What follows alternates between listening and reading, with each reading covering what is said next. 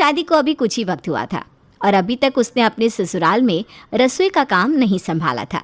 लेकिन वो कुछ दिनों से देख रही थी कि उसकी सास, ससुर, पति और जेठ जेठानी सब लोग सुबह सुबह नाश्ते में काफ़ी हैवी चीज़ें खाया करते थे। जो भी नाश्ता वो रोज़ खाते थे वो हेल्थ के लिए बिल्कुल भी ठीक नहीं था और अंजलि अपनी फिटनेस को लेकर काफ़ी कॉन्शियस थी। उन लोगों को इस तरह खाते देखकर उसे कुछ अजीब सा लगता था। कुछ दिनों के बाद जब अंजलि ने रसोई की जिम्मेदारी संभाली तो उसे ये सब कुछ बहुत अजीब लगने लगा। एक दिन सुबह के वक्त, अरे अंजलि बहू, नाश्ता लेकर आओ, बहुत जोर से भूख लगी है। हाँ अंजलि, जल्दी से नाश्ता लेकर आओ, काफ़ी देर से खाने का इंतज़ार कर रहा हूँ। मम्मी जी, भैया ये लीजिए आपका नाश्ता। आज अंजलि ने पहली बार नाश्ता बनाया है मम्मी, ज़रा खाकर बताइए कैसा बना है। अरे अंजलि, ये तुमने नाश्ते में क्या बना दिया? देखने में तो ये बिल्कुल मरीजों के खाने जैसा लग रहा है। अरे अंजलि बहू, इतनी सारी सब्जियां डालकर क्या बना कर रख दिया तुमने? इसे देखकर तो खाने का मन ही नहीं हो रहा। मम्मी जी, पापा जी, भैया, भाभी, ये नमकीन दलिया है। मैंने इसको अच्छा मसालेदार और चटपटा बनाया है और इसमें ना खूब सारी सब्जियां भी डाल दी है। आप लोग इसे एक बार खाए तो सही। अरे समीर, अपनी बीवी को समझा, ये इस तरह का बीमारियों वाला नाश्ता यहाँ पर कोई नहीं करने वाला। आप लोगों को परेशान होने की ज़रूरत नहीं है, मैं अभी आप लोगों के लिए मस्त वाली पाव भाजी बना कर लाती हूँ। लेकिन भाभी, सुबह सुबह पाव भाजी, ये ना सब लोगों की हेल्थ के लिए ठीक नहीं है। अंजलि, तुमने सुना नहीं क्या? नाश्ता हैवी करना चाहिए, हैवी, ताकि दोपहर तक भूख ना लगे। भाभी, आपको अपनी हेल्थ के साथ साथ मम्मी पापा और बाकी लोगों की हेल्थ का भी ख्याल रखना चाहिए। इतना मक्खन डालकर पराठे और पाव भाजी सुबह सुबह खाना बिल्कुल भी ठीक नहीं है। अरे बहू रहने दो ना, क्या सुबह सुबह लेक्चर देने लगी हो? अरे हम लोगों का दिन तो यही सब खाकर शुरू होता है। ये दलिया जो तुमने बनाया है ना, एक काम करना, काम वाली को दे देना, उसके बच्चे भूखे होंगे ना, उसके काम आएगा। तुम्हारी सासू माँ बिल्कुल ठीक कह रही है। अब ये दलिया या तो तुम खा लो या फिर काम वाली। अंजलि की बात कोई नहीं सुनता। सब लोग मक्खन डालकर अच्छी खासी पाव भाजी खाते हैं। ये देखकर अंजलि को अंदर से ही बहुत बुरा लगता है। कुछ दिनों के बाद अंजलि एक पार्टी में जा रही थी, इसलिए उसने साड़ी पहनी थी। वाह अंजलि, तुम तो साड़ी पहनकर बहुत सुंदर लगती हो। शादी के इतने टाइम के बाद भी तुम्हारी कमर कितनी स्लिम है और पेट तो ज़रा सा भी बाहर नहीं निकला। मेरी देखो कैसी हालत हो गई है। ऐसा क्यों बोलती है भाभी? आप तो मुझसे सिर्फ 2 साल बड़ी हैं, हम दोनों में कोई ख़ास फ़र्क नहीं है। अरे उम्र में खास फ़र्क नहीं है तो क्या हुआ? शरीर देखो, पेट लटक कर बाहर आ गया है, चेहरे पर झुर्रियाँ पड़ने लगी है और ये आँखों के नीचे पता नहीं, ऐसा लगता है जैसे फैट जमा हो गई है। भाभी, एक बात कहूँ, आपको अपनी सेहत का ध्यान रखना चाहिए। अगर आप ध्यान रखेंगी ना तो आप भी सुंदर लग सकती हैं। अरे क्यों मजाक कर रही हो?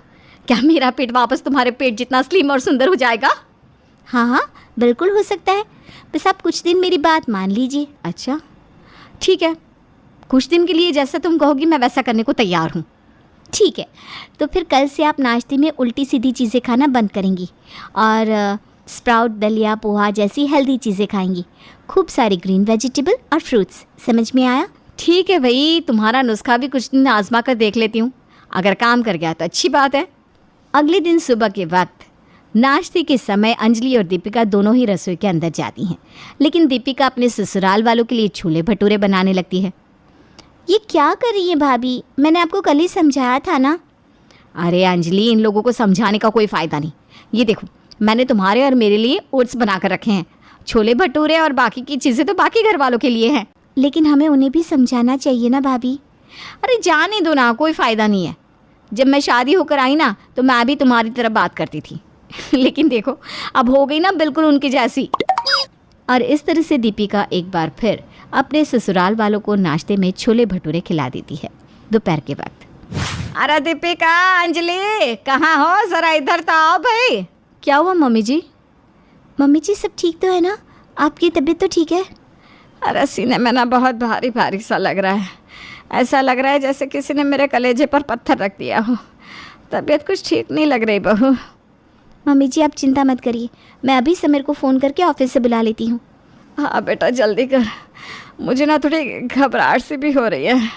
अंजलि की सास की तबीयत खराब होने पर उन्हें हॉस्पिटल ले जाया जाता है। डॉक्टर, मम्मी जी ठीक तो है ना? क्या प्रॉब्लम है उन्हें? देखिए, हमने उनकी हार्ट की ईसीजी करके देखी है। उनका कोलेस्ट्रॉल काफ़ी बढ़ा हुआ है और उनको गैस का प्रॉब्लम भी है। उन्हें खाने पीने का ध्यान रखना होगा। अरे डॉक्टर साहब, ये आपने क्या कह दिया? और कोई इलाज हो तो बताओ।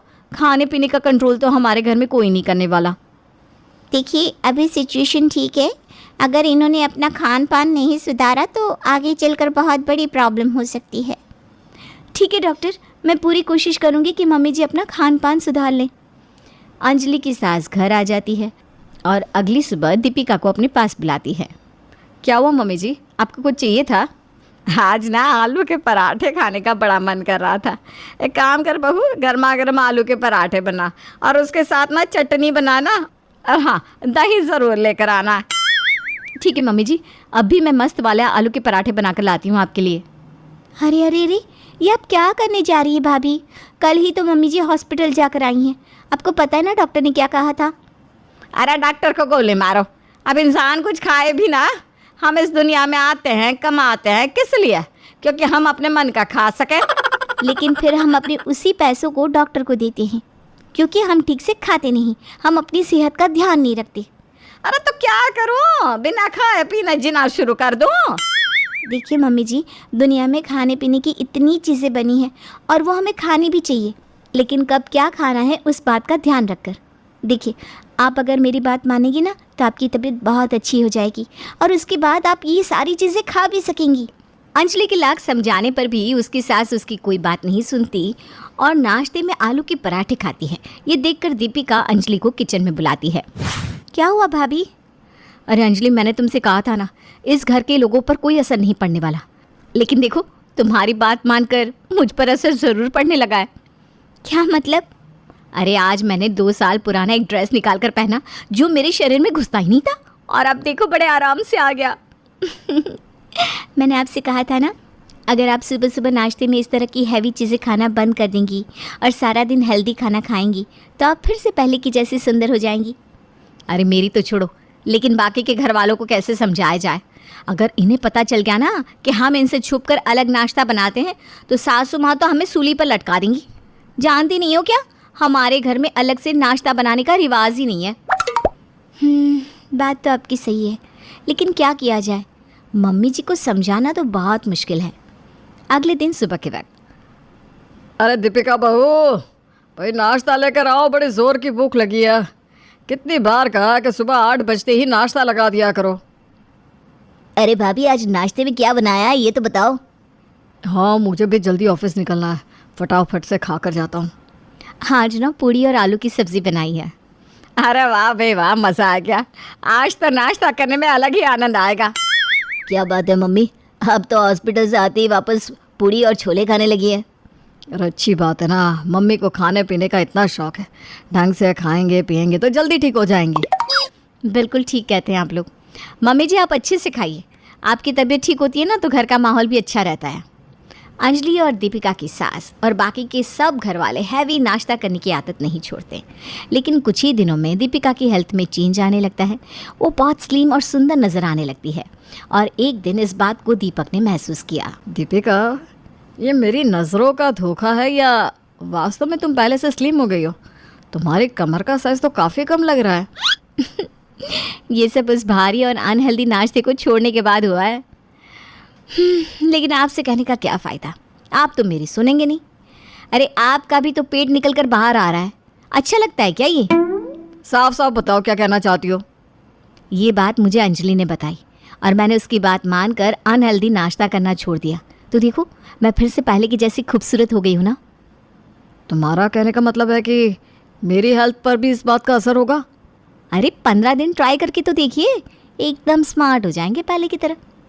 और इस तरह से दीपक अपनी पत्नी दीपिका की बात मान लेता है और कुछ ही दिनों में उसकी हेल्थ में भी चेंज आने लगता है। दीपक की तोंद अब कम हो जाती है और वो काफ़ी फिट दिखने लगता है। एक दिन सुबह के वक्त जब अंजलि और दीपिका नाश्ता बनाने के लिए रसोई में जाते हैं। अंजलि, आज मेरे लिए मोमोज बना देना, और सुनो ब्रेड पकौड़ा भी। दोनों ही चीज़ें खाने का बहुत मन हो रहा है।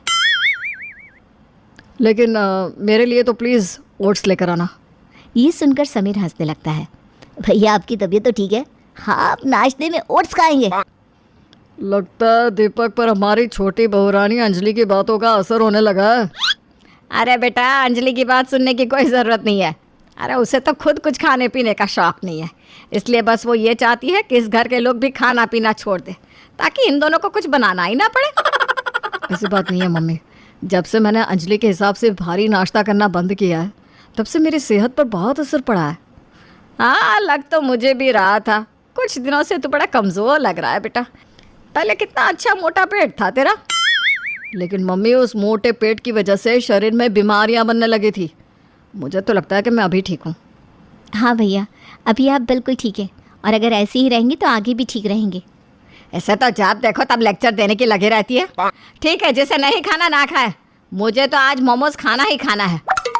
अंजलि के सास ससुर अब भी उसकी बात मानने को तैयार नहीं थे, और एक दिन रात के वक्त अचानक से अंजलि के ससुर जी के सीने में ज़ोर से दर्द उठता है।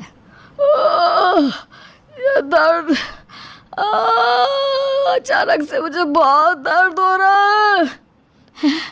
मैं अभी दीपक और समीर को बुलाती हूँ, आप फिक्र मत कीजिए। दीपक और समीर अपने पापा के कमरे में पहुंचते हैं और उनकी हालत देखकर उन्हें हॉस्पिटल लेकर जाते हैं। देखिए समीर जी, आपके फादर को माइनर हार्ट अटैक आया है। इनके हार्ट में ब्लॉकेज है और हमें इनकी सर्जरी करनी पड़ेगी। अरे इतना अच्छा खाना पीना है हमारे घर का डॉक्टर साहब, फिर कैसे इनके हार्ट में ब्लॉकेज आ गया? जरा देखिए मेरे बच्चों की तरफ, कितने तंदुरुस्त नजर आते हैं। अच्छा, खाने पीने का क्या मतलब समझती हैं आप? अरे जानते भी हैं, रोज नाश्ते में आलू पूड़ी, छोले भटूरे, पाव भाजी, ऐसी ऐसी चीजें बनाती हैं हमारी बहुएं। अब इससे ज्यादा हेल्दी और अच्छा खाना कोई क्या खाएगा? शायद आपको पता नहीं, लेकिन यही वजह है आपके पति को हार्ट अटैक आने की। अभी तो माइनर अटैक है, लेकिन अगर आप लोगों ने अपना खान पान नहीं सुधारा तो इनकी जान भी जा सकती है। डॉक्टर की बात सुनने के बाद अंजलि की सास की जैसे आँख खुल जाती है, लेकिन वो किसी से कुछ नहीं कहती। ससुर जी की तबीयत ठीक हो जाती है, उन्हें घर लाया जाता है। अगले दिन दीपिका और अंजलि एक बार फिर से रसोई में पहुंचती है। क्या बना रही हो अंजलि? कुछ भी नहीं भाभी, बस आज छोले भटूरे बना देती हूँ। सब लोगों को बहुत पसंद है ना, वैसे भी वीक में 2-3 बार ही तो खा लेते हैं। हाँ ठीक है, बना लो। अच्छा, तुम्हारे, मेरे और दीपक जी के लिए मैंने ये वेजिटेबल उपमा बनाया है, हम तीनों ये खा लेते हैं। कुछ देर के बाद दीपिका और अंजलि उपमा और छोले भटूरे दोनों नाश्ते के टेबल पर लगा देते हैं, लेकिन वो ये देखकर हैरान रह जाते हैं कि अंजलि की सास उपमा वाली प्लेट अपनी तरफ खींच लेती है। अरे नहीं नहीं मम्मी जी, वो आपका नाश्ता नहीं है, आपका नाश्ता तो ये है छोले भटूरे। जान लेना चाहती हो क्या मेरी? मम्मी, आप ऐसा क्यों कह रही हैं? आपको छोले भटूरे पसंद है ना, इसलिए अंजलि ने बनाया है। नहीं बेटा, अब हमें समझ में आ गया है कि अंजलि बहू सही कहती थी। मुझे दिल का दौरा पड़ने पर मुझे ज़िंदगी की कीमत समझ में आई। आज के बाद इस घर में कोई भी अनहेल्दी खाना नहीं खाएगा, सब हेल्दी खाना खाएंगे। ऐसी बात नहीं है पापा जी, हम महीने में एक बार ऐसा खाना भी खाएंगे, लेकिन सही वक्त पर और अपनी सेहत को देखते हुए। अंजलि की बात सुनकर सब लोगों के होठों पर मुस्कुराहट आ जाती है, और इस तरह से अंजलि का हैवी नाश्ता करने वाला ससुराल हेल्दी नाश्ता करने वाला ससुराल में बदल